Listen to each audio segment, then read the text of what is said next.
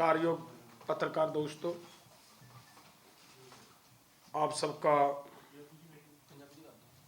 नहीं कर देंगे पंजाबी जी। आप सबका आज शॉर्ट टाइम पे जो आपको मैसेज दिया, उस मैसेज को लेकर आप सबने पीसी अटेंड की है। हमारी आवाज़ पूरे दुनिया के अंदर ले जाने का आप बार बार प्रयास कर रहे हो। हम आप सबका दोनों फोरमों की ओर से तहे दिल से धन्यवाद करते हैं। आज जो हमें एट ए टाइम पीसी करनी पड़ी है, इसकी मेन वजह यह है कि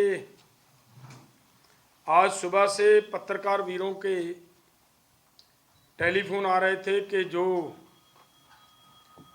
केंद्र सरकार की ओर से या पीयूष गोयल जी की ओर से जो घोषणा की जा रही है, जो कहा गया है कि हम 5 फसलों के ऊपर 5 साल के लिए किसानों की एमएसपी की गारंटी देते हैं, खरीद करेंगे।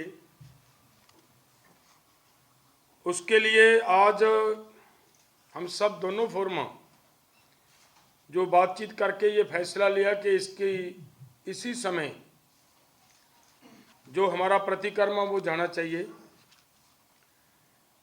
हम दोनों फोरमों की ओर से जो ये सरकार लेकर आई है, देखिए सबसे पहली तो बात ये है कि एमएसपी की बात को समझने की ज़रूरत है, फिर अपने आप सारी कहानी समझ आ जाती है। जो एमएसपी दी जाती है, एमएसपी का पूरा शब्दी अर्थ अगर आप निकालोगे तो मिनिमम सपोर्ट प्राइस का अर्थ ये होता है कि आपकी फसल अगर पूरे रेट पे बिकती है तो ठीक है, अगर नहीं बिकती तो कम से कम इस रेट पे सरकार खरीद लेगी। कम से कम रेट दिया जाता है, लेकिन जो कम से कम भी दिया जाता है वो भी किसान को मिल नहीं रहा, और उसी की वजह से बहुत सारी रिपोर्ट्स अब आ चुकी हैं। सिर्फ एक साल 2022-23 के अंदर जो एमएसपी के ऊपर किसानों को फसलों का भाव पूरा ना मिलने की वजह से और एक्सपोर्ट इंपोर्ट ड्यूटीज़ के फेरबदल की वजह से जो देश के किसान को नुकसान उठाना पड़ा, वो रिपोर्ट नई रिपोर्ट जो आज सभी के सामने है कि 14 लाख करोड़ रुपए का पूरे देश को एक किसान को नुकसान हुआ है। तो अगर ऐसा चलता रहेगा तो किसान सरवाइव नहीं कर पाएगा। किसान को जिंदा रखने के लिए वो अपनी लाइफ, अपनी ज़िंदगी जी सके, उसके लिए अति ज़रूरी है कि उसकी सभी फसलों के ऊपर उसको एमएसपी की गारंटी का कानून मिले, और जो एमएसपी भी दी जाती है वो भी कम से कम शब्द मैं यूज कर रहा हूँ कि जो डॉक्टर स्वामीनाथन का फार्मूला था C2+50 के हिसाब से अगर नहीं मिलती तो किसान किसी भी कीमत पे जिंदा नहीं रह सकता, वो खेती नहीं कर पाएगा, किसान से ज़मीन छिन जाएगी। और इसके लिए इसी आधार पे हम किसान की जो दशा को देखते हुए रिकॉर्ड बोल रहा है कि 7 लाख के करीब किसान सुसाइड कर चुका है। 7 लाख जब किसान सुसाइड कर जाए तब भी सरकार उसके ऊपर सीरियस ना हो और ये कहे कि केवल 5 फसलों के लिए, केवल 5 साल के लिए हम आपको ये फसलें खरीदने की गारंटी देते हैं, तो ये उचित नहीं बनता। सरकार को अपनी जिम्मेदारी निभानी चाहिए कि सभी फसलों के ऊपर सरकार हमें हमारी एमएसपी की गारंटी का कानून दे। यही हम मांग रहे हैं, कोई नई बात नहीं मांग रहे। जो सरकार ये बातें कहती है कि बहुत सारा खर्च आ जाता है, हमारे खजाने के ऊपर बहुत बोझ पड़ेगा, वो अब तो बहुत सारी रिपोर्ट्स बाहर आ चुकी हैं जिन्होंने ये क्लियर कर दिया है कि किसी तरह का बोझ पड़ने वाली बात इतनी नहीं है। ऐसी रिपोर्ट्स बाहर निकल के आ रहे हैं कि सरकार को उसके खजाने के ऊपर बोझ पड़ने की बजाय खजाने में वृद्धि होने की संभावना बन सकती है अगर सभी फसलों के ऊपर सरकार एमएसपी की गारंटी का कानून देती है। एक रिपोर्ट यहाँ तक आ गई है कि केवल 22,000 करोड़ रुपया देने से लगाने से ही पूरे देश के किसानों की सभी फसलें 23 की 23 फसलें एमएसपी के ऊपर खरीदी जा सकती हैं। लेकिन अगर पीछे जो एक रिपोर्ट आई उसी पर भी अगर ध्यान दिया जाए तो एक रिपोर्ट में यह क्लियर क्या किया गया है कि 2.25 लाख करोड़ रुपया अगर सरकार किसानों के ऊपर खर्च कर देती है, एमएसपी के ऊपर खर्च कर देती है, तो सभी फसलों की प्रोक्योरमेंट हो सकती है। देखिए, हमारी सरकार बाहर से 1,38,000 करोड़ का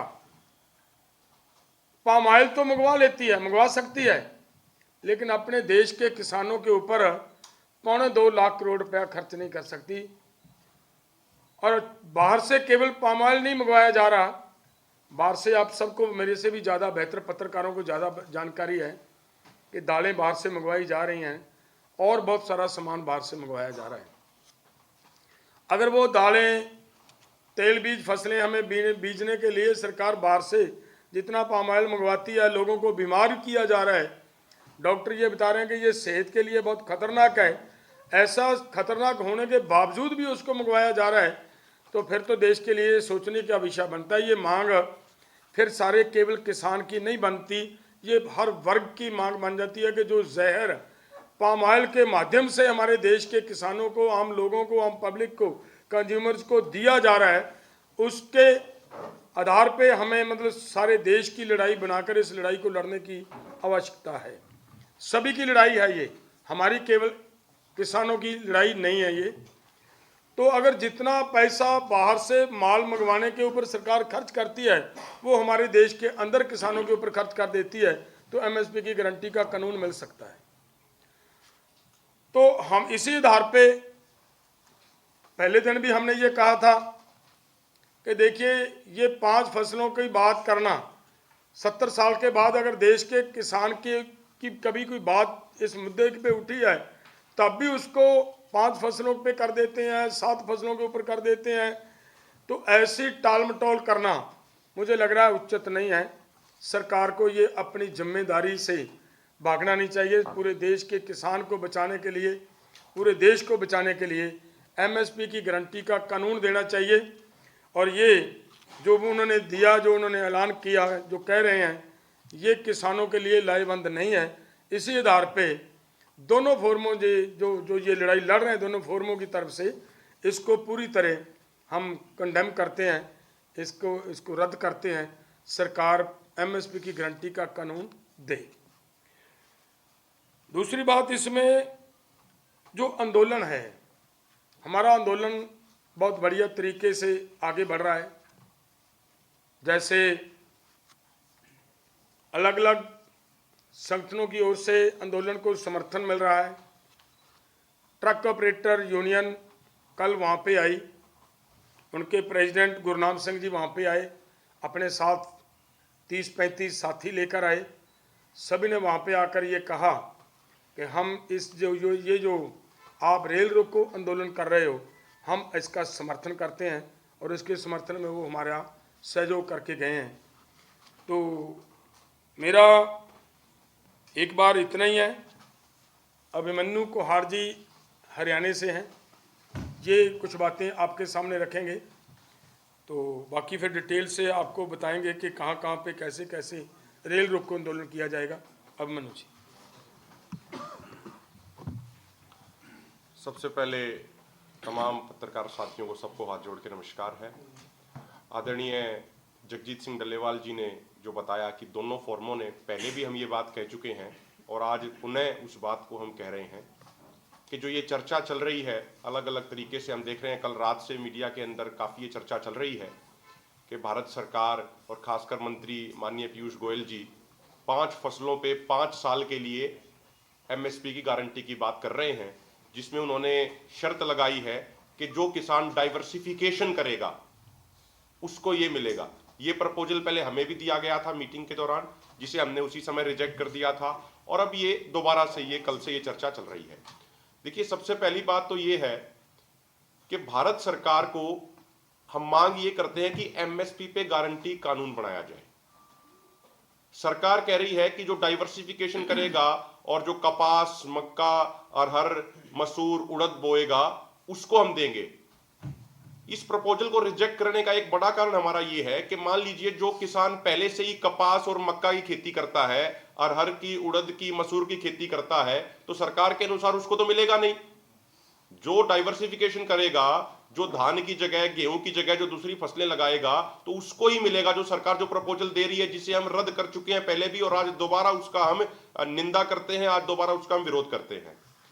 एक तरफ भारत सरकार ये कहती है कि हम आत्मनिर्भर भारत बनाना चाहते हैं, मेक इन इंडिया का नारा दिया जाता है, स्वदेशी की बात करी जाती है, लेकिन खाद्यान्न के मामले में, कृषि उत्पादों के मामले में लगातार मुक्त व्यापार समझौते धड़ल्ले से दूसरे देशों के साथ साझा उसके साइन किए जा रहे हैं, उन पे एग्रीमेंट किए जा रहे हैं। और जैसा डल्लेवाल जी ने भी बताया कि इस साल 29% पाम ऑयल का इंपोर्ट देश में बढ़ाया जा रहा है और टोटल लगभग 1,40,000 करोड़ के आसपास के खाद्यान्न तेल, जिसमें से ज्यादातर मात्रा, मैक्सिमम मेजॉरिटी की मात्रा पाम ऑयल की है, वो इंपोर्ट किया जा रहा है।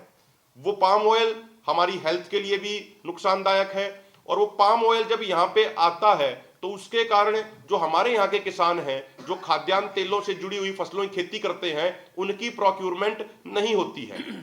इसके अलावा अब देखिए, एक छोटा सा उदाहरण भी अगर हम समझें, 2020 में जब कोविड आया, कोविड के दौरान सरकार ने बाहर से पाम ऑयल का इंपोर्ट बंद हो गया था। पाम ऑयल का इंपोर्ट बंद हुआ तो ऑटोमेटिक पूरे भारत में जो सरसों का जो एरिया ऑफ कल्टीवेशन था वो बढ़ गया। कारण क्या था कि पाम ऑयल इंपोर्ट बंद होने के बाद उस साल सरसों एमएसपी से भी ऊपर बिकी, हरियाणा में भी बढ़ा, पंजाब में भी बढ़ा। नेक्स्ट ईयर वो रकबा और बढ़ गया।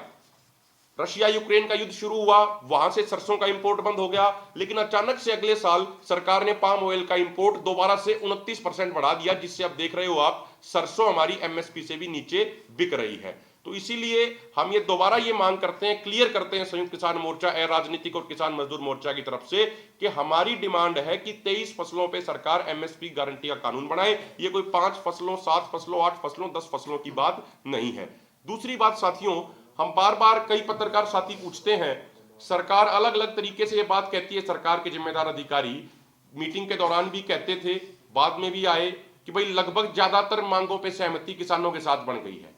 हम ये स्पष्ट करना चाह रहे हैं, जो हमारी 12 मांगे हैं उसमें से जो सबसे महत्वपूर्ण मांगे हैं, चाहे वो एमएसपी का गारंटी कानून हो, चाहे C2+50% फार्मूले के अनुसार फसलों का एमएसपी देने की बात हो, चाहे किसान मजदूरों की कर्ज मुक्ति की बात हो, चाहे भूमि अधिग्रहण कानून 2013 लागू कराने की बात हो, चाहे मनरेगा को खेती से जोड़ के साल में 200 दिन रोजगार और 700 रुपए का भत्ता देने की बात हो, इन तमाम मांगों पे जो हमारी मेजर मांगे हैं, 4 राउंड की बैठकों में सरकार के साथ किसी तरह की कोई सहमति नहीं बनी और सरकार इन मांगों को पूरा करने के लिए तैयार नहीं हुई। सरकार की तरफ से मौखिक तौर पे जो बात कही गई 4 दौर की मीटिंगों में, वो भी आपको हम स्पष्ट कर देना चाहते हैं। जिन मांगों पे उन्होंने मौखिक तौर पे सहमति दी, उन्होंने कहा कि हम लखीमपुर खीरी के घायल किसानों को 10-10 लाख रुपए का मुआवजा देंगे। जो किसान शहीद हुए हैं उनके परिवार के एक-एक सदस्य को हम सरकारी नौकरी देंगे।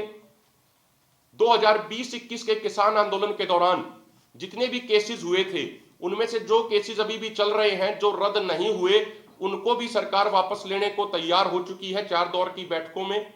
इसके अलावा सरकार ने मौखिक तौर पे ये कहा था कि कृषि क्षेत्र को प्रदूषण एक्ट से, प्रदूषण कानून से बाहर निकाल देंगे और जो बिजली बिल जो ये पास हुआ है, खेती के सेक्टर को इससे बाहर रखा जाएगा।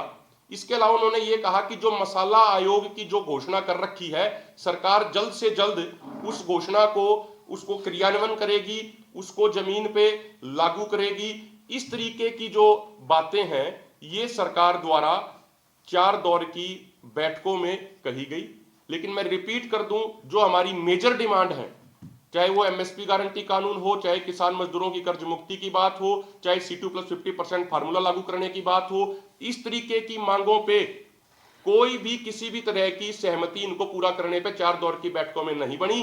अगर कोई भी सरकार की तरफ से प्रतिनिधि ये कहता है कि भाई ज्यादातर मांगों पे सहमत हो गए लेकिन किसान फिर भी आंदोलन कर रहे हैं, तो मेरा मानना है कि सरकार के पदाधिकारी एक तरीके से पूरे देश को और किसानों को भ्रमित करने का कार्य कर रहे हैं।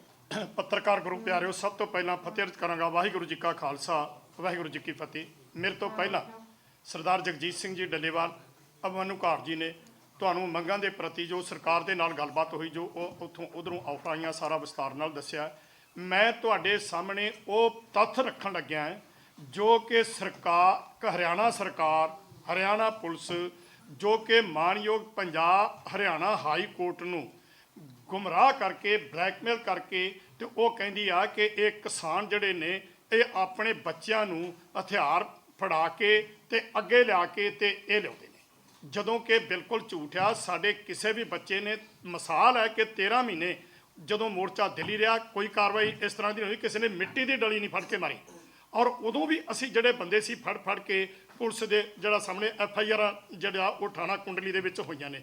ਹੁਣ ਅਸੀਂ ਤੁਹਾਨੂੰ ਦੱਸਣਾ ਚਾਹੁੰਦੇ ਹਾਂ ਕਿ 13 ਤਰੀਕ ਨੂੰ ਜਿਸ ਦਿਨ ਅਸੀਂ ਇੱਥੇ ਆਏ ਹਾਂ, ਕੁੰਡਲੀ ਜਿਹੜਾ ਖਨੌਰੀ ਬਾਰਡਰ ਹੈ, ਖਨੌਰੀ ਬਾਰਡਰ ਦੇ ਉੱਤੇ ਸਤਿੰਦਰਪਾਲ ਨਾਂ ਦਾ ਪੁਲਿਸ ਮੁਲਾਜ਼ਮ, ਹਰਿਆਣਾ ਪੁਲਿਸ ਦਾ ਮੁਲਾਜ਼ਮ ਹੈ, ਸਤਿੰਦਰਪਾਲ ਉਹਦਾ ਨਾਂ ਆ। ਔਰ ਉਹ ਬੰਦਾ ਸਿਵਲ ਵਰਦੀ ਦੇ ਵਿੱਚ ਸਾਡੇ ਵਾਲੇ ਪਾਸੇ ਕਿਸਾਨਾਂ 'ਚ ਆ ਕੇ ਤੇ ਹਰਿਆਣਾ ਪੁਲਿਸ ਦੇ ਉੱਤੇ ਪੱਥਰਬਾਜ਼ੀ ਕਰ ਰਿਹਾ। ਅਸੀਂ ਜਦੋਂ ਵੇਖਿਆ ਕਿ ਇਹ ਕੀ ਹੋ ਰਿਹਾ, ਅਸੀਂ ਉੱਤੇ ਬਾਜ਼ ਨਿਗਾਹ ਰੱਖੀ। ਜਿਸ ਦਿਨ 14 ਤਰੀਕ ਆਈ ਉਸ ਦਿਨ ਤਾਂ ਕੰਮ ਰੁਕ ਗਿਆ। 14 ਤਰੀਕ ਨੂੰ ਦੁਬਾਰਾ ਫਿਰ ਉਹੀ ਕੰਮ ਉਹਨੇ ਕਰਨਾ ਸ਼ੁਰੂ ਕੀਤਾ ਤੇ ਮੈਂ ਉਹਨੂੰ ਬਾਹੋਂ ਫੜ ਲੈਂਦਾ, ਬਾਹੋਂ ਫੜ ਕੇ ਤੇ ਟਰਾਲੀ ਦੇ ਵਿੱਚ ਲੈ ਗਏ ਵੀ ਤੂੰ ਦੱਸ ਕੌਣ ਹੈ। ਉਹ ਸਪਸ਼ਟ ਹੋਇਆ ਕਿ ਇਹ ਹਰਿਆਣਾ ਪੁਲਿਸ ਦਾ ਮੁਲਾਜ਼ਮ ਹੈ ਔਰ ਸਾਡੇ ਪੰਜਾਬ ਇਲਾਕੇ 'ਚ ਸਾਡੇ ਕਿਸਾਨਾਂ ਦੇ ਵਿੱਚ ਆ ਕੇ ਸਿਵਲ ਵਰਦੀ ਦੇ ਵਿੱਚ ਉਹ ਹਰਿਆਣਾ ਪੁਲਿਸ ਦੇ ਉੱਤੇ ਪੱਥਰ ਮਾਰ ਕੇ ਸਾਨੂੰ ਬਦਨਾਮ ਕਰ ਰਿਹਾ। ਔਰ ਉਹਦੇ ਸੰਬੰਧ ਵਿੱਚ ਆਹ ਤੁਸੀਂ ਵੇਖ ਸਕਦੇ ਹੋ ਕਿ ਮੁੱਖ ਅਫਸਰ ਜਿਹੜਾ ਥਾਣਾ ਸੁਤਰਾਣਾ ਹੈ, ਉਹਨੂੰ ਆਹ ਡਿਪਟੀ ਸਾਹਿਬ ਨੇ ਜਿਹੜੀ ਦਰਖਾਸਤ ਜਿਹੜੀ ਆ ਉਹ ਮਾਰਕ ਕੀਤੀ ਆ ਔਰ ਨੰਬਰੀ ਦਰਖਾਸਤ ਹੈ। ਮੇਰਾ ਕਹਿਣਾ ਇਹ ਆ ਕਿ ਜੇ ਕਿਤੇ 14 ਤਰੀਕ ਨੂੰ ਜਿਹੜਾ ਪੁਲਿਸ ਮੁਲਾਜ਼ਮ ਹਰਿਆਣੇ ਦਾ ਸਿਵਲ ਵਰਦੀ 'ਚ ਫੜਾਇਆ, ਜੇ ਉਸ ਦਿਨ ਪੰਜਾਬ ਸਰਕਾਰ ਉਹਦੇ ਤੇ ਪਰਚਾ ਕਰਕੇ ਉਹਨੂੰ ਜੇਲ੍ਹ ਬੰਦ ਕਰ ਦੇ ਤੇ ਸਾਰੇ ਮੀਡੀਆ ਦੇ ਵਿੱਚ ਇਹ ਗੱਲ ਜਿਹੜੀ ਸੀ ਆਉਂਦੀ, ਤਾਂ ਫਿਰ ਜਿਹੜਾ 21 ਤਰੀਕ ਨੂੰ ਜੋ ਕੁਝ ਹੋਇਆ ਇਹ ਨਹੀਂ ਸੀ ਹੋਣਾ। ਇਹਦੇ ਵਿੱਚ ਇਹ ਦੋਵੇਂ ਸਰਕਾਰਾਂ ਜਿਹੜੀਆਂ ਨੇ ਇਹ ਜ਼ਿੰਮੇਵਾਰ ਨੇ। ਅਗਲੀ ਗੱਲ ਮੈਂ ਇੱਕ ਹੋਰ ਕਰਨੀ ਚਾਹੁੰਦਾ ਹੈ ਕਿ 21 ਤਰੀਕ ਨੂੰ ਜਿਹੜੇ ਕਹਿੰਦੇ ਨੇ ਕਿ ਰਬੜ ਦੀਆਂ ਗੋਲੀਆਂ ਚਲਾਈਆਂ ਸੀ, ਹੁਣ ਇਹ ਦੱਸੋ ਵੀ ਕਦੀ ਰਬੜ ਦੀ ਗੋਲੀ ਵੀ ਸਿਰ 'ਚੋਂ ਪਾਰ ਹੋਈ ਆ ਪੱਟਾਂ 'ਚ ਵੱਜੀਆਂ, ਬਾਹਾਂ ਦੇ ਵਿੱਚ ਆਰ ਪਾਰ ਹੋਈਆਂ, ਕਿੰਨੇ ਸਰੀਰ ਜਿਹੜਾ ਉਹ 12 ਬੋਰ ਦੇ ਦਾਣੇ ਲਾ ਕੇ ਸਾਰਾ ਸਰੀਰ ਜਿਹੜੇ ਨੇ ਉਹ ਛਾਨੀ ਹੋਏ ਨੇ। ਫਿਰ ਜਿਹੜੀ ਸ਼ੁਭਕਰਨ ਦੀ ਜਿਹੜੀ ਮੌਤ ਆ ਉਹ ਤੁਹਾਡੇ ਸਾਹਮਣੇ ਆ ਚੁੱਕੀ ਆ। ਫਿਰ ਇਸ ਤੋਂ ਬਾਅਦ ਜਿਹੜਾ ਪ੍ਰੀਤਪਾਲ ਸਿੰਘ ਉਹ ਲੰਗਰਾਂ ਦੀ ਸੇਵਾ ਕਰਦਾ ਔਰ ਲੰਗਰ ਵਰਤਾ ਕੇ ਤੇ ਉਹ ਟਰਾਲੀ ਦੇ ਵਿੱਚ ਬੈਠ ਗਿਆ ਔਰ ਟਰਾਲੀ 'ਚ ਬੈਠੇ ਨੂੰ ਉਧਰੋਂ ਇਹ ਹਰਿਆਣਾ ਪੁਲਿਸ ਦੇ ਜਿਹੜੇ ਨੇ ਉਹ ਮੁਲਾਜ਼ਮ ਸਿਵਲ ਵਰੀ 'ਚ ਆ ਕੇ ਤੇ ਉਹਨੂੰ ਟਰਾਲੀ 'ਚੋਂ ਖਿੱਚਦੇ ਨੇ, ਕੁੱਟਮਾਰ ਕਰਦੇ ਆ, ਫਿਰ ਉਹਨੂੰ ਬੋਰੇ 'ਚ ਪਾਉਂਦੇ ਆ ਤੇ ਫਿਰ ਉਹਨੂੰ ਜਿਹੜਾ ਉਹ ਹਸਪਤਾਲ ਦੇ ਵਿੱਚ ਰੋਹਤਕ ਦਾਖਲ ਜਾਂਦੇ ਆ। ਸਭ ਤੋਂ ਦੁੱਖ ਦੀ ਗੱਲ ਇਹ ਆ ਕਿ ਜਦੋਂ 23 ਤਰੀਕ ਰਾਤ ਨੂੰ 12 ਵਜੇ ਮਾਨਯੋਗ ਪੰਜਾਬ ਹਰਿਆਣਾ ਹਾਈ ਕੋਰਟ ਦੇ ਰਾਹੀਂ ਵਾਰੰਟ ਅਫਸਰ ਲੈ ਕੇ ਮੈਂ ਉੱਥੇ ਪਹੁੰਚਿਆ ਉਹਦੇ ਪਿਤਾ ਦੇ ਨਾਲ, ਤੇ ਜਿਹੜੀ ਉਹਦੀ ਹਾਲਤ ਵੇਖੀ ਆ ਕਿ ਉਹਦਾ ਜਬੜਾ ਜਿਹੜਾ ਆ ਥੱਲੇ ਡਿੱਗਿਆ ਹੋਇਆ, ਉਹ ਮੂੰਹ ਨਾਲ ਪਾਣੀ ਨਹੀਂ ਪੀ ਸਕਦਾ। ਲੇਕਿਨ 4 ਦਿਨ ਉਹਨੂੰ ਡਾਕਟਰਾਂ ਦੀ ਜ਼ਿੰਮੇਵਾਰੀ ਬਣਦੀ ਸੀ ਕਿ ਉਹਨੂੰ ਪਾਈਪ ਪਾਉਂਦੇ ਨੱਕ 'ਚ ਤੇ ਉਹਨੂੰ ਲਿਕਵਿਡ ਕੋਈ ਦੁੱਧ ਜਾਂ ਚਾਹ ਜਾਂ ਪਾਣੀ ਉਹਨੂੰ ਦਿੱਤਾ ਜਾਂਦਾ, ਪਰ 4 ਦਿਨ ਉਹਨੂੰ ਕੁਛ ਨਹੀਂ ਦਿੱਤਾ। ਮੈਂ ਉਹ ਜਦੋਂ ਉੱਥੇ ਗਿਆ ਉਹ ਲਾਈਵ ਜਿਹੜਾ ਸੀ ਸਾਰਾ ਦਾ ਸਾਰਾ ਉਹ ਦੱਸਿਆ। ਸੋ ਉਸ ਤੋਂ ਬਾਅਦ ਅੱਜ ਵੀ ਉਹ ਹਸਪਤਾਲ ਦੇ ਵਿੱਚ ਦਾਖਲ ਹੈ ਤੇ ਡਾਕਟਰਾਂ ਦੇ ਬੋਰਡ ਨੇ ਜੋ ਰਿਪੋਰਟ ਮਾਨਯੋਗ ਹਾਈ ਕੋਰਟ ਨੂੰ ਦਿੱਤੀ ਹੈ ਤੇ ਉਹ ਰਿਪੋਰਟ ਦੇ ਮੁਤਾਬਕ ਡਾਕਟਰਾਂ ਦਾ ਇਹ ਕਹਿਣਾ ਹੈ ਕਿ ਪ੍ਰੀਤਪਾਲ ਸਿੰਘ ਜਿਹੜਾ ਹੈ ਇਹ ਜਿੰਦਾ ਜ਼ਰੂਰ ਹੈ ਪਰ ਇਹ ਬੋਲ ਨਹੀਂ ਸਕਦਾ, ਚੱਲ ਨਹੀਂ ਸਕਦਾ। ਇਹ ਡਾਕਟਰਾਂ ਦੀ ਰਿਪੋਰਟ ਆ PGI ਚੰਡੀਗੜ੍ਹ ਦੇ। ਜਿੱਥੇ ਮੈਂ ਇਹ ਬੇਨਤੀ ਕਰਾਂਗਾ ਕਿ PGI ਰੋਹਤਕ ਦੇ ਡਾਕਟਰਾਂ ਨੇ ਨਿਰਦਈਪੁਣਾ ਕੀਤਾ, ਉਹਨੂੰ ਕੁਛ ਨਹੀਂ ਕੀਤਾ, ਪਰ ਉੱਥੇ ਜਿਹੜਾ ਸੁਪਰੀਡੈਂਟ ਹੈ PGI ਰੋਹਤਕ ਦਾ, ਜਿਹਨੇ ਚੰਗਾ ਰੋਲ ਅਦਾ ਕੀਤਾ, ਮੈਂ ਉਹਦੀ ਵੀ ਗੱਲ ਜਿਹੜੀ ਆ ਉਹ ਕਰਨੀ ਜ਼ਰੂਰੀ ਸਮਝਦਾ, ਕਿਉਂਕਿ ਮਨੁੱਖਤਾ ਜਿਹੜੀ ਆ ਉਹ ਅਜੇ ਜਿੰਦੀ ਆ, ਐਸੀ ਗੱਲ ਨਹੀਂ ਕਿ ਨਹੀਂ। ਰੋਹਤਕ ਦੇ PGI ਦੇ ਡਾਕਟਰ ਜਿਹੜਾ ਸੁਪਰੀਡੈਂਟ ਹੈ, ਕੁੰਦਨ ਨਾਂ ਹੈ ਉਹਦਾ, ਉਸ ਬੰਦੇ ਨੇ ਜਦੋਂ ਮੇਰੀ ਗੱਲ ਸੁਣੀ ਆ ਤੇ ਗੱਲ ਸੁਣਨ ਤੋਂ ਬਾਅਦ ਉਹਨੇ ਜਿਹੜਾ ਫਿਰ ਡਾਕਟਰ ਨਾਲ ਭੇਜੇ ਨੇ, ਐਂਬੂਲੈਂਸ ਜਿਹੜੀ ਆ ਉਹ ਭੇਜੀ ਆ ਤੇ ਉਹਨੇ ਇੱਥੇ PGI ਚੰਡੀਗੜ੍ਹ ਦੇ ਵਿੱਚ ਰੈਫਰ ਕੀਤਾ ਤੇ ਉਸ ਤੋਂ ਬਾਅਦ ਉਹਦਾ ਜਿਹੜਾ ਇਲਾਜ ਚੱਲ ਰਿਹਾ। ਸੋ ਹਰਿਆਣਾ ਸਰਕਾਰ, ਕੇਂਦਰ ਸਰਕਾਰ ਇਹ ਸਾਨੂੰ ਬਦਨਾਮ ਕਰ ਰਹੀ ਆ ਕਿ ਇਹ ਹਥਿਆਰਬੰਦ ਹੋ ਕੇ ਆਏ ਅੱਜ ਤੱਕ ਤੁਸੀਂ ਦੱਸੋ ਵੀ ਕੋਈ ਵੀ ਤਿਉਹਾਰ ਕਿਸੇ ਸਾਡੇ ਬੱਚੇ ਵੱਲੋਂ ਚੱਲਿਆ, ਪਰ ਦੂਸਰੇ ਪਾਸੇ ਅਸੀਂ ਉਹਨਾਂ ਦੇ ਸਾਰੇ ਜਿਹੜੇ ਨੇ ਉਹ ਪਰਦੇ ਫਾਸ ਕਰ ਦਿੱਤੇ ਆ। ਸੋ ਮੇਰਾ ਕਹਿਣਾ ਇਹ ਆ ਕਿ ਇਹ ਕਿਸਾਨਾਂ ਨੂੰ ਕੇਵਲ ਜਿਹੜਾ ਉਹ ਬਦਨਾਮ ਹੀ ਕੀਤਾ ਜਾ ਰਿਹਾ, ਤਰ੍ਹਾਂ ਦੇ ਸਾਡੇ ਜਿਹੜੇ ਇਲਜ਼ਾਮ ਲਾਏ ਜਾ ਰਹੇ ਨੇ। ਇਹ ਤੇ ਮੈਂ ਫਿਰ ਕਿਤੇ ਵਿਸਤਾਰ ਦੇ ਨਾਲ ਜਿਹੜੀ ਮਨਸਾ ਸਰਕਾਰ ਦੀ ਆ ਉਹ ਕੀ ਹੈ, ਇੱਕ ਦੇ ਵਿਸਤਾਰ ਦੇ ਨਾਲ ਫਿਰ ਦੱਸਾਂਗਾ। ਸੋ ਇੰਨਾ ਹੀ ਅੱਜ ਤੱਕ ਸਮੇਂ ਇਹ ਰੱਖਿਆ। एक गल बहुत इंपॉर्टेंट है जो ਪ੍ਰੈਸ ਦੇ ਮਾਧਿਅਮ ਤੋਂ ਅਸੀਂ ਲੋੜ ਸਮਝਦੇ ਹਾਂ ਕਿ ਸਾਡੀ ਮਾਣਯੋਗ ਹਾਈ ਕੋਰਟ ਤੱਕ ਜਾਣੀ ਚਾਹੀਦੀ ਹੈ ਗੱਲ ਇਹ। ਵੈਸੇ ਤਾਂ ਮੈਨੂੰ ਯਕੀਨ ਹੈ ਕਿ ਤੁਸੀਂ ਪਹਿਲਾਂ ਹੀ ਬਹੁਤ ਤੁਹਾਡੇ ਤੋਂ ਹੀ ਮਿਲੀਆਂ ਨੇ ਸਾਨੂੰ ਸਾਰੀਆਂ ਕਲਿੱਪਸ ਜਿਹੜੀਆਂ ਮਿਲੀਆਂ ਨੇ। ਅਸੀਂ ਦਿਖਾਉਣਾ ਚਾਹੁੰਦੇ ਹਾਂ ਕਿ ਕਿਸ ਤਰੀਕੇ ਦੇ ਨਾਲ ਉਹਨਾਂ ਨੇ ਆ ਕੇ ਜਿਸ ਤਰੀਕੇ ਦੇ ਨਾਲ ਬਰਬਰਤਾ ਦੇ ਨਾਲ ਉੱਥੇ ਉਹ ਕਾਂਡ ਨੂੰ ਜਨਮ ਦਿੱਤਾ। ਦੇਖੋ ਸਾਡੇ ਬੱਚੇ ਸ਼ਾਂਤਮਈ ਖੜੇ ਨੇ, ਪੁਲਿਸ ਦੀ ਡਿਊਟੀ ਹੈ ਕਿ ਆਪਣੇ ਬੈਰੀਗੇਟਾਂ ਦੀ ਰੱਖਿਆ ਕਰਨੀ। ਉਦੋਂ ਉੱਥੇ ਕੋਈ ਆਦਮੀ ਜਾਏਗਾ ਤਾਂ ਕਾਰਵਾਈ ਕਰ ਸਕਦੇ ਨੇ, ਲੇਕਿਨ ਪੁਲਿਸ ਕਾਰਵਾਈ ਕਿੱਥੇ ਕਰ ਰਹੀ ਹੈ? ਆ ਤੁਹਾਨੂੰ ਵੀਡੀਓ ਆ, ਮੈਂ ਤੁਹਾਨੂੰ ਕਿਰਪਾ ਕਰਕੇ ਚੈੱਕ ਦੇਖ ਲਿਓ, ਦਿਖਾਇਓ ਮਾੜੀ ਜੀ ਵੀਡੀਓ ਇਹਨੂੰ ਚਲਾ ਕੇ। देखो ये साथियों, ये 14 तारीख की घटना है। मैं प्रार्थना करूंगा अगर आप जूम कर लें, लंबाई में वीडियो है। ये खनौरी बॉर्डर पे 14 तारीख की घटना है। सिविल ड्रेस में हरियाणा पुलिस की तरफ से खेतों में जाके, जो गेहूं के खेत हैं वहां पे जाके आप देख सकते हैं, ये SLR जो हथियार है सीधा फायर किया जा रहा है। किसानों के ऊपर ये सीधी फायरिंग करी जा रही है, लेकिन उल्टा हरियाणा पुलिस, हरियाणा सरकार हमारे माननीय हरियाणा पंजाब हाई कोर्ट को गुमराह करने का प्रयास कर रही है। तो हमारी ये प्रार्थना है माननीय हाई कोर्ट से कि हरियाणा पुलिस के ऊपर कार्रवाई भी करनी चाहिए इस मामले में कि किस तरीके से वो कोर्ट को गुमराह करने का काम कर रहे हैं। अब देख सकते हो स्पष्ट ये आप इसमें दिख रहा है कि कैसे ये हरियाणा पुलिस का सिविल ड्रेस में एक व्यक्ति किसानों के ऊपर सीधी फायरिंग कर रहा है। ये सीधा का सीधा आप इसमें देख सकते हैं। दूसरी चीज ये है साथियों, आप देखिए ये एक वीडियो है जो पूरे देश में वायरल है। किस तरीके से 21 तारीख को खनौरी बॉर्डर पे भारी बमबारी करी गई पुलिस प्रशासन द्वारा। उसके बाद सिविल ड्रेस में लोग आते हैं जो पुलिस के गियर पहने हुए थे, सारे के सारे पुलिस की वो शील्ड लिए हुए थे हाथ में, और वो ट्रैक्टरों को तोड़ रहे हैं, गाड़ियों को तोड़ रहे हैं। जो हमारे बुजुर्ग थे उनको ट्रॉलियों में जो सो रहे थे उनको उतार के नीचे पीटा गया। बहुत सारे लोगों को छर्रे लगे हुए हैं और प्रीतपाल सिंह को वहां से अगवा किया गया। साथियों महत्वपूर्ण बात एक ये भी है अंत में कि बार बार केंद्र सरकार और हरियाणा सरकार ये कहती है कि हमें किसानों से नहीं, हमें ट्रैक्टर ट्रॉलियों से प्रॉब्लम है। किसान पैदल दिल्ली क्यों नहीं आ जाते?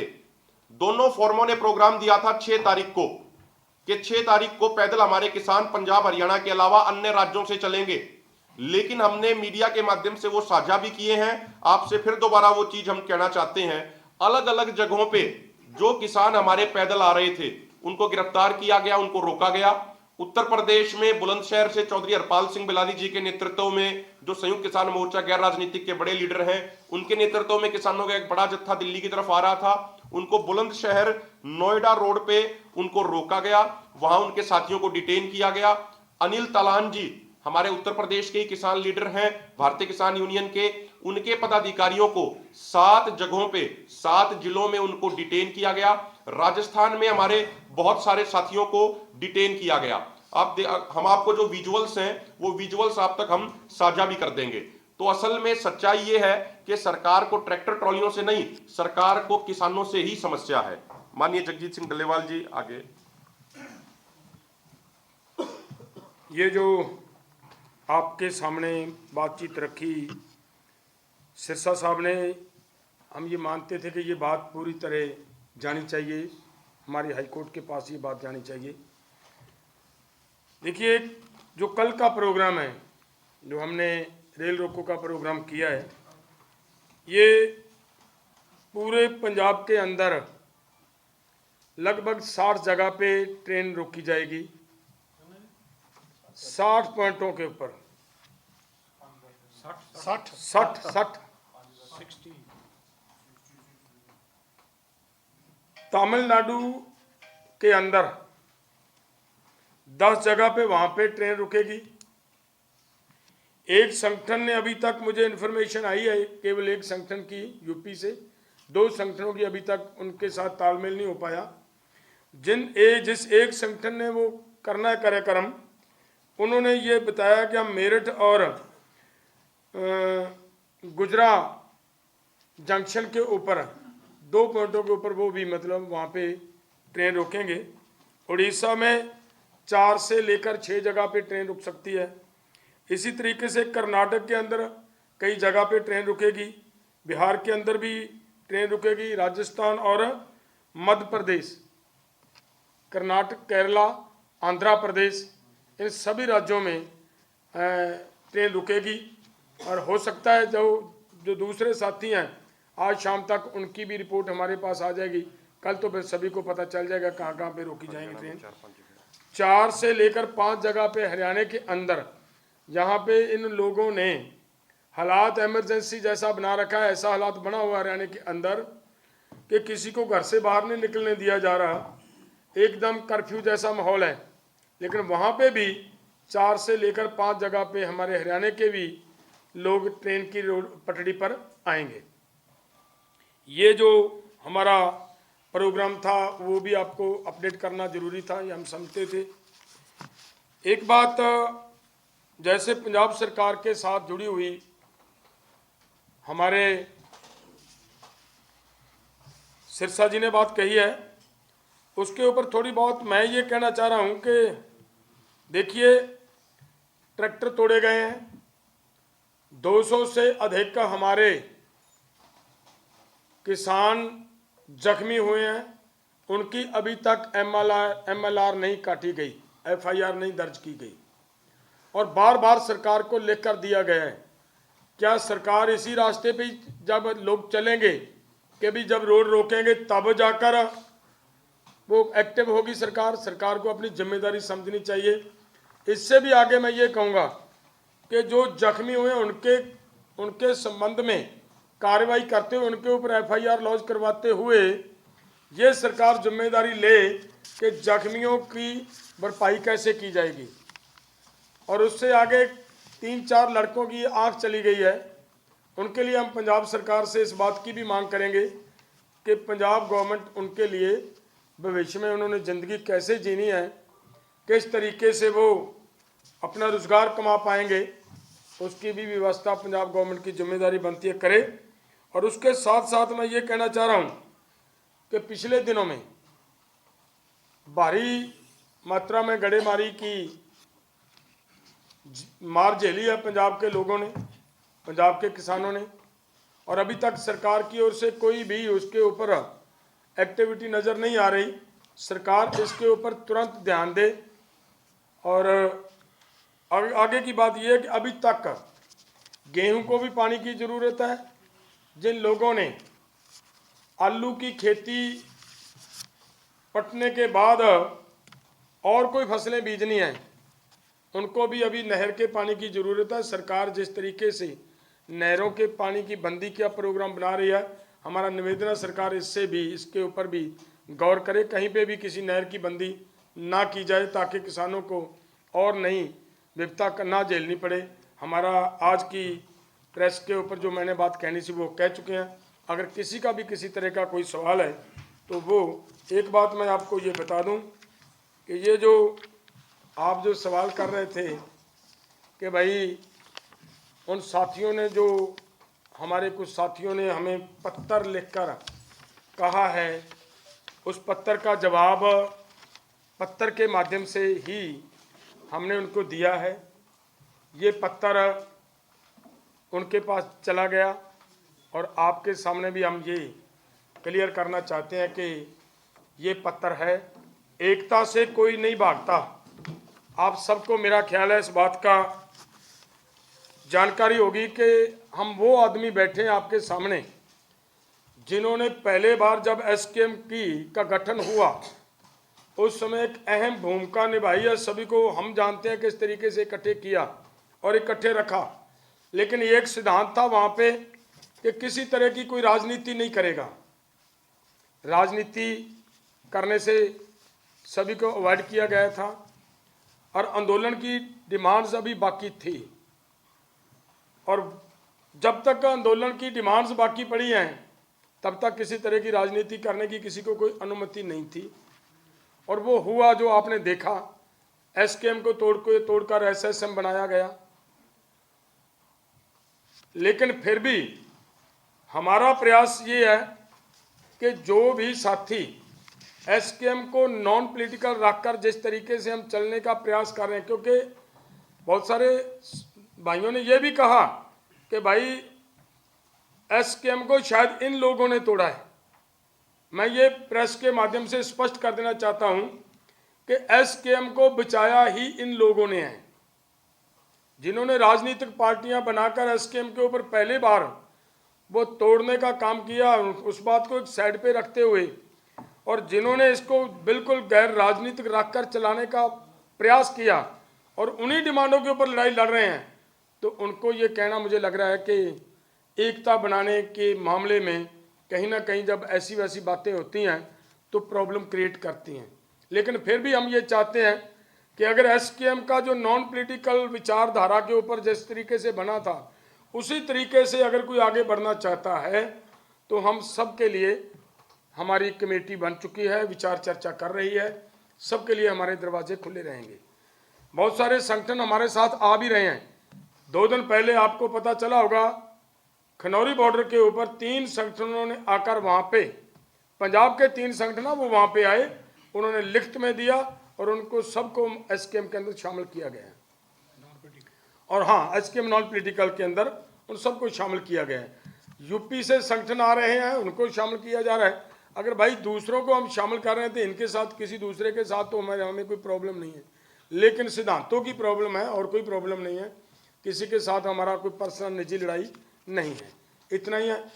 ये जो आपका चिट्ठी का मामला था, मेरा ख्याल है सभी पत्रकारों के पास जो बात चली गई होगी। अगर कोई और किसी का भी सवाल है तो उसके ऊपर हम आपको देखो, चिट्ठी दे विच जिहड़ा लिखिया है, जो बोल के मैं तुहानूं दसता, जो बोल के दस्सिया है उही बोल के दस्सिया जो चिट्ठी दे विच लिखिया गया। ये मेन यही गल्लां लिखियां ने।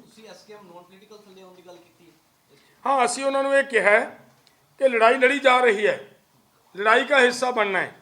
अगर किसी ने भी लड़ाई का हिस्सा बनना, पहली तो गल है, जो भी आदमी लड़ाई का हिस्सा बनना चाहता है वो जिहड़ा फोरम लड़ रहा है, अगर उस फोरम के नाल आके लड़ाई लड़नी चाहता है तो एसकेएम का सिद्धांत मनना पएगा, नॉन पॉलिटिकल का सिद्धांत मनना पएगा। अगर कोई नहीं, अगर कोई आदमी तालमेलमा प्रोग्राम देकर किसी और तरीके से इसका समर्थन करना चाह रहा है तो वो अपने तरीके से कर सकता है, उसमें कोई दिक्कत नहीं है। पर डल्लेवाल जी, जितने प्रोग्राम आप लोग कर रहे हैं, चाहे दिल्ली जाने की बात है या फिर रेले रोकने की बात है, वो सारे प्रोग्राम तो एसकेएम जो राजनीतिक ग्रुप है वो यहाँ पर बोल के गए हैं, उन्होंने सारे प्रोग्राम रखे हैं। नहीं, अच्छी बात है। मैंने कहा कि वो उन्होंने जो रखा वो हम एक्सेप्ट नहीं करते। हम तो ये कह रहे हैं कि जिसने भी जो भी कर रहा है, इस लड़ाई का जिस रूप में भी कोई समर्थन कर रहा है, सबका हम धन्यवाद करते हैं। इसमें क्या दिक्कत है? ਡੱਲੇਵਾਲ ਸਾਹਿਬ ਕੀ ਉਹ ਇੱਕ ਚੀਜ਼ ਦਾ ਜਵਾਬ ਦੇ ਦਿੱਤਾ ਜਿਹੜਾ ਤੁਸੀਂ ਉਹਨਾਂ ਨੇ ਜ਼ਿਕਰ ਕੀਤਾ ਸੀਗਾ, ਸਰਵਣ ਪੰਧੇਰ ਦਾ ਜ਼ਿਕਰ ਕੀਤਾ ਸੀ, ਉਹਨਾਂ ਨੇ 26 ਤਰੀਕ ਦੀ ਘਟਨਾ ਦਾ ਜ਼ਿਕਰ ਕੀਤਾ ਸੀਗਾ, ਉਹ ਪੁਰਾਣੀਆਂ ਚੀਜ਼ਾਂ ਦਾ ਜ਼ਿਕਰ ਕੀਤਾ ਸੀ, ਉਹਨਾਂ ਨੇ ਜਵਾਬ ਦਿੱਤਾ। ਦੇਖੋ, ਇਹ ਜਿਹੜਾ ਜਵਾਬ ਹੈ, ਅਸੀਂ 2 ਫੋਰਮ ਤਾਲਮੇਲਮੇ ਪ੍ਰੋਗਰਾਮ ਦੇ ਵਿੱਚ ਚੱਲ ਰਹੇ ਹਾਂ। ਤੁਹਾਨੂੰ ਮੇਰਾ ਖਿਆਲ ਹੈ ਸਾਰੀ ਪ੍ਰੈਸ ਨੂੰ ਪਤਾ ਹੈ। ਇਹ ਅਸੀਂ ਐਸਕੇਐਮ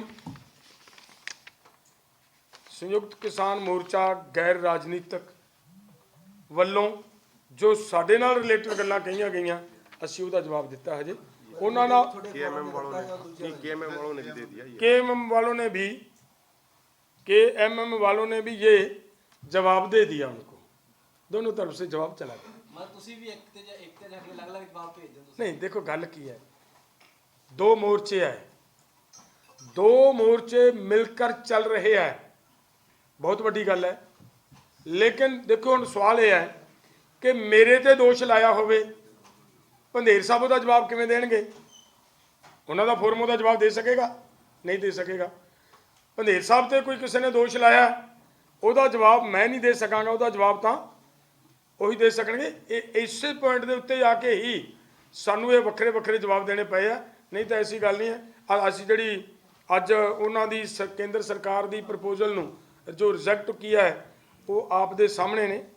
ਇਧਰਲੇ ਪਾਸੇ ਦੋਨੋਂ KMM ਦੇ ਲੀਡਰ ਸਾਹਿਬਾਨ ਸਾਡੇ ਨਾਲ और दोनों लीडर साहबान स्टेट लैवल के लीडर साहबान ने।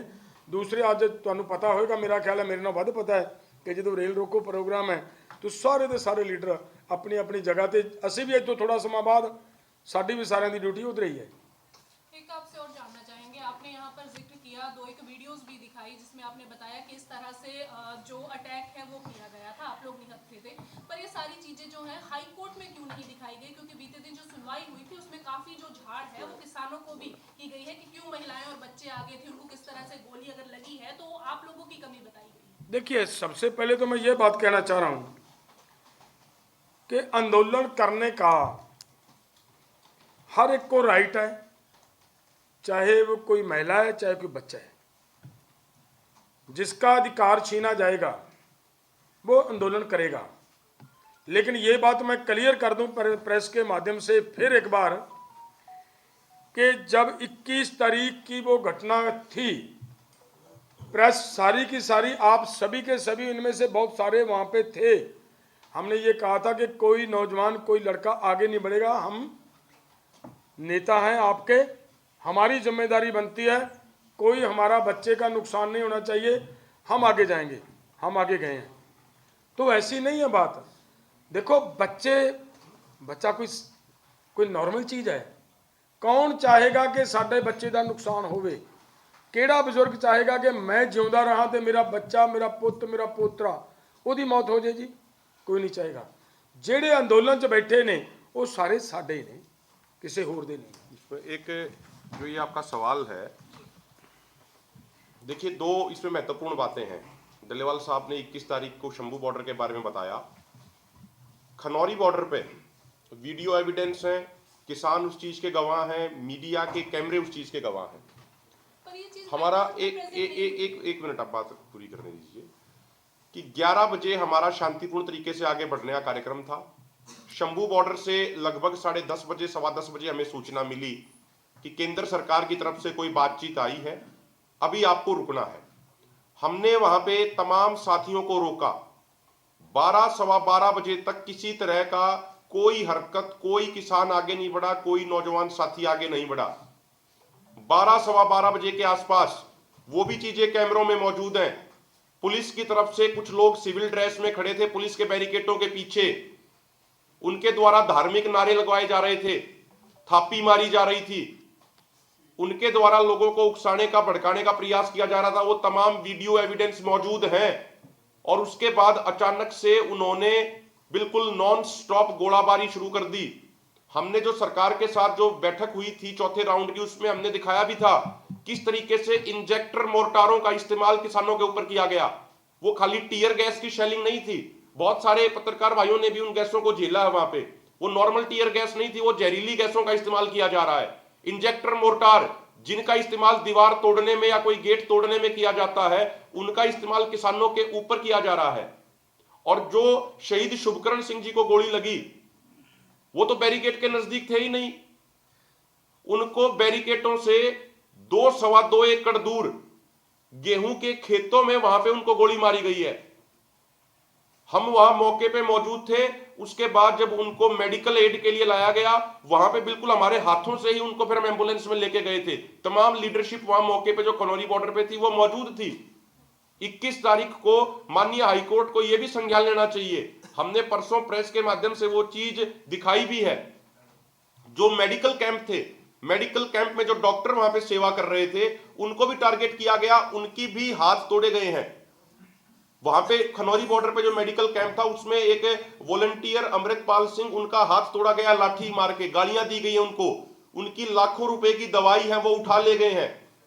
कोई भी अगर दो देशों के बीच में युद्ध भी होता है तो उसके भी रूल रेगुलेशन होते हैं कि मेडिकल एड पे या मेडिकल कैंपों पे अटैक नहीं किया जाएगा। लेकिन उस दिन सीधा मेडिकल कैंपों पे भी अटैक किया गया। और जहां तक माननीय हाईकोर्ट में रखने की बात है, देखिए माननीय हाईकोर्ट ने हमें कोई बुलाया नहीं है, हम उस केस की पार्टी नहीं है। अगर कोई बात पूछी जाएगी हमसे तो तरीके से पूरे देश के सामने वो बातें हम रखेंगे, क्योंकि हम सच के रास्ते पे चल रहे हैं। हमें किसी चीज से ना तो कोई डर है, ना ही हम किसी चीज से डरेंगे। डल्लेवाल साहब, कोर्ट बार-बार कह रहा है कि किसान इसके क्यों नहीं आ रहे हैं, ਉੱਥੇ ਇਹ ਵੀ ਜ਼ਿਕਰ ਆ ਕਿ ਪੈਨਗਨ ਚੱਲੀ ਹੈਗੀ, ਹਰਿਆਣਾ ਸਰਕਾਰ ਨੇ खुद ਜ਼ਿਕਰ खुद मान लिया ना। देखो गल ये है, न्यायपालिका ਸਾਡੇ ਸਾਰਿਆਂ ਲਈ ਰਿਸਪੈਕਟਯੋਗ ਹੈ, ਅਸੀਂ ਸਾਰੇ ਉਹਦਾ ਸਤਿਕਾਰ ਕਰਦੇ ਹਾਂ। ਲੇਕਿਨ ਇਹ ਗੱਲ ਵੀ ਤਾਂ ਹੈ ਕਿ ਸਾਡੀ ਮਾਣਯੋਗ ਹਾਈ ਕੋਰਟ, ਸਾਡੀ ਮਾਣਯੋਗ ਸੁਪਰੀਮ ਕੋਰਟ ਕੀ ਅਜਿਹੇ ਜਿੱਥੇ ਕਿਤੇ ਵੀ ਮਾਨਵਤਾ ਦੇ ਉੱਪਰ ਏਡੇ ਵੱਡੇ ਹਮਲੇ ਹੁੰਦੇ ਹੋਣ, ਸਾਡੀ ਮਾਣਯੋਗ ਹਾਈ ਕੋਰਟ ਦੀ ਆਪਣੇ ਆਪ ਇੱਕ ਜ਼ਿੰਮੇਵਾਰੀ ਬਣ ਜਾਂਦੀ ਹੈ ਕਿ ਉਹ ਸੋ ਮੋਟੋ ਲਵੇ, ਲੇਕਿਨ ਨਹੀਂ ਲਿਆ ਗਿਆ ਨਾ। ਅਸੀਂ ਹਜੇ ਵੀ ਉਮੀਦ ਰੱਖਦੇ ਹਾਂ ਸਾਡੀ ਹਾਈ ਕੋਰਟ ਤੋਂ ਕਿ ਬਹੁਤ ਸਾਰੇ ਤੱਥ ਤੁਹਾਡੇ ਜ਼ਰੀਏ ਪੂਰੇ ਸੰਸਾਰ ਨੂੰ ਪਤਾ ਲੱਗ ਗਿਆ ਕਿ ਕਿਸੇ ਦੇ ਕੋਲੇ ਕੋਈ ਹਥਿਆਰ ਨਹੀਂ, ਸਾਰੇ ਸੰਸਾਰ ਨੂੰ ਪਤਾ ਲੱਗ ਗਿਆ ਕਿ ਕਿਸਾਨ ਸ਼ਾਂਤ ਰਹੇ ਨੇ, ਫਿਰ ਵੀ ਤੁਹਾਡੇ ਮਾਧਿਅਮ ਤੋਂ ਇਹ ਪਤਾ ਲੱਗ ਗਿਆ ਕਿ ਐਡਾ ਐਡਾ ਖਤਰਨਾਕ ਹਥਿਆਰ ਚਲਾਏ ਗਏ ਨੇ ਉੱਥੇ, ਸਾਰੀ ਦੁਨੀਆ ਜਾਣਦੀ ਹੈ, ਤੇ ਸਾਡੀ ਹਾਈ ਕੋਰਟ ਤਾਂ ਸਾਡੇ ਨਾਲ ਬੈਠੀ ਹੈ। ਇਹਨਾਂ ਨੂੰ ਵੀ ਇਹਨਾਂ ਗੱਲਾਂ ਦੇ ਉੱਤੇ ਸੰਗਿਆਨ ਲੈਣਾ ਚਾਹੀਦਾ ਹੈ, ਵਿਸ਼ੇਸ਼ ਤੌਰ ਦੇ ਉੱਤੇ ਧਿਆਨ ਰਹਿਣਾ ਚਾਹੀਦਾ ਹੈ। ਕੋਈ ਹੋਰ ਕਿਸੇ ਦਾ ਸਵਾਲ ਹੈ? ਮਿਹਰਬਾਨੀ, ਬਹੁਤ ਬਹੁਤ ਧੰਨਵਾਦ ਤੁਹਾਡਾ ਸਾਰਿਆਂ ਦਾ।